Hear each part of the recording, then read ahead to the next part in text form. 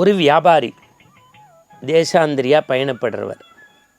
ஒவ்வொரு ஊருக்கும் போவார். எங்கு பார்த்தாலும் பச்சை கிளி அங்கொன்றும் இங்கொன்றும் பறந்து திரிகிறது. வைத்த கண் வாங்காமல் கிளிகள் பறப்பதையும் அங்கும் இங்கும் அலைவதையும் பார்க்கிறார். அவர் தோள் மீது ஒரு கிளி வந்து அமர்ந்து கையில் தஞ்சம் போகிறது.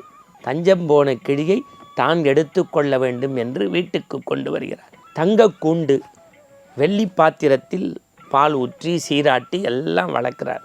மீண்டும் அவருடைய பயணம் தொடங்குகிறது. இப்போது அந்த ஊருக்கே பயணப்படுவதற்கு புறப்படுகின்ற போது கூண்டு கிளியிடம் கொஞ்சி விளையாடுகிறார் வியாபாரி. நீ பிறந்த இடம் ஏதேனும் சேதி உண்டா? அந்த கிளி பேசியது, நான் தங்க கூண்டில் வெள்ளி பாத்திரத்தில் பாலும் சோறும் உண்பதை என் உறவுக்கு சொல். இவருக்கு பெரிய மற்றற்ற மகிழ்ச்சி. பறந்து திரிகின்ற கிளிகளிடத்தில் இந்த கிளி சொன்ன செய்தியை சொல்கின்றார். அது மடிந்தது போல கிடந்தது. மனு வருத்தத்துடன் இல்லம் திரும்புகின்றார். தன்னுடைய கூண்டு கிளியிடம் உறவு கிளிகள் சொல்லாமல் சொன்ன செய்தி சொன்னதை கேட்ட வினாடியில் படுத்து விட்டது. தங்க கூண்டுக்குள் வெள்ளி பாத்திரத்தில் உண்டாலும் நீ கூண்டு கிளிதான்.